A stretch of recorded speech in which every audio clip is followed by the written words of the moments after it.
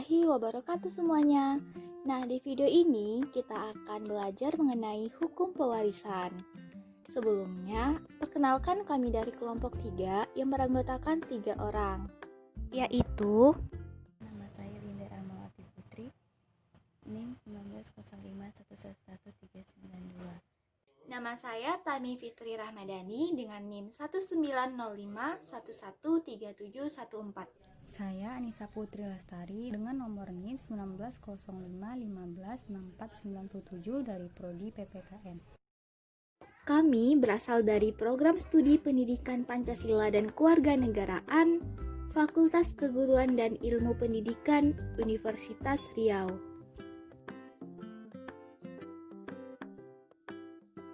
Apa itu hukum waris? Hukum waris adalah hukum yang mengatur tentang peralihan harta kekayaan yang meliputi hak dan kewajiban dari orang yang meninggal dunia kepada seseorang atau lebih. Harta tersebut dapat berupa benda yang bergerak ataupun benda yang tidak bergerak. Nah, contoh benda yang bergerak seperti kendaraan bermotor, sedangkan contoh benda yang tidak bergerak seperti tanah, rumah, properti, dan perhiasan. Harta tersebut dapat berupa benda yang bergerak ataupun benda yang tidak bergerak. Nah, contoh benda yang bergerak seperti kendaraan bermotor, sedangkan contoh benda yang tidak bergerak seperti tanah, rumah, properti, dan perhiasan.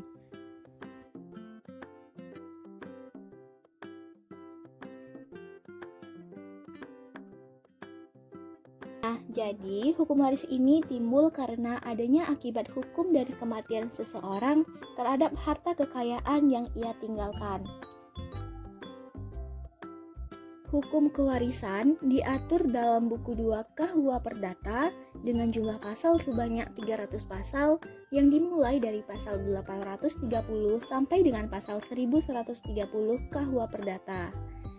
Di dalam pasal 830 menjelaskan bahwa pewarisan akan terjadi jika adanya kematian, sehingga muncullah dua pihak di sini, yaitu pewaris dan ahli waris. Terdapat 3 unsur-unsur di dalam pewarisan, yaitu pewaris, ahli waris, dan harta warisan. Harta warisan di sini berkaitan dengan seluruh harta kekayaan, baik berupa aktiva maupun pasiva yang dimiliki pewaris dan akan berpindah ke ahli waris. Aktiva itu adalah keuntungan atau harta kekayaan yang ditinggalkan pewaris seperti perhiasan, rumah, tanah, properti, dan lain-lain. Sedangkan pasiva adalah utang yang ditinggalkan pewaris semasa hidupnya.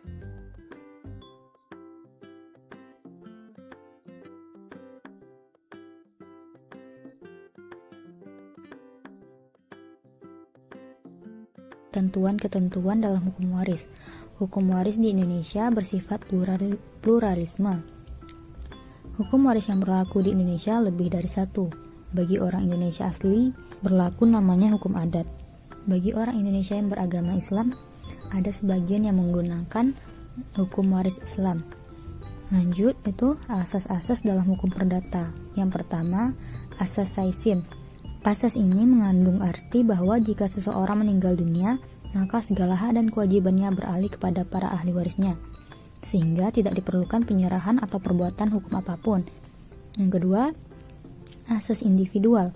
Asas ini mengandung arti bahwa yang menjadi ahli waris adalah perorangan, bukan kelompok ahli waris maupun kelompok suku atau keluarga. Yang ketiga, asas bilateral. Asas ini mencakup bahwa seseorang tidak hanya mewarisi dari ayahnya saja, akan tetapi dari ibunya juga. Lanjut, yang keempat, asas perderajatan. Nah, asas ini mengandung arti bahwa bagi ahli waris yang memiliki derajat atau hubungan yang lebih dekat dengan si pewaris, maka akan menutup peluang ahli waris yang lebih jauh dari derajatnya. Nah, hal ini diatur dalam pasal 832 ayat 1 KUHP Perdata. Dengan ungkapan siapa keluarga sedarah yang paling dekat, maka warisan yang akan dia dapat. Nah, yang kelima, itu asas kematian. Asas kematian mengandung arti bahwa suatu pewarisan hanya akan berlangsung jika ada kematian saja. Nah, ini diatur dalam pasal 830 KUHP Perdata. Sistem pewarisan menurut KUHP Perdata. Sistem pewarisan yang dianut oleh KUHP Perdata adalah individual bilateral, artinya setiap ahli waris berhak menuntut pembagian harta warisan dan memperoleh bagian yang menjadi haknya, baik harta warisan dari ayahnya maupun harta warisan dari ibunya. Adanya hak bagi ahli waris untuk menuntut bagian warisannya itu menunjukkan bahwa sifat yang diatur dalam KUHP Perdata adalah individual mutlak. Sistem berbeda dengan hukum adat yang bersifat individual kolektif. Sistem pewarisan menurut hukum Islam juga bersifat individual, yaitu individual bilateral. Sistem pewarisan menurut hukum Islam tidak mengenal sifat mutlak anut melaksanakan pembagian harta warisan dan dalam pembagiannya harus dilakukan dengan cara musyawarah. Harta kekayaan beralih harus memenuhi dua syarat, yaitu syarat umum dan syarat mutlak. Syarat umum terdiri dari tiga, yaitu ada orang yang meninggal dunia dalam pasal 830 KUHP Perdata, dan kedua ada ahli waris yang ditinggalkan pasal 836 KUHP Perdata, dan ketiga ada harta kekayaan dan ditinggalkan dari pasal 1100. Yang kedua syarat mutlak, yaitu harus ada orang yang meninggal dunia, kecuali dapat terjadi dalam keadaan tidak hadir, pasal 467 ZU 470 KUHP Perdata, bahwa pewaris sebelumnya meninggal. Sekian materi dari kelompok kami mohon maaf apabila dalam penyampaian materi kurang bagus. Semoga teman-teman dapat memahami materi yang telah kami sampaikan ya.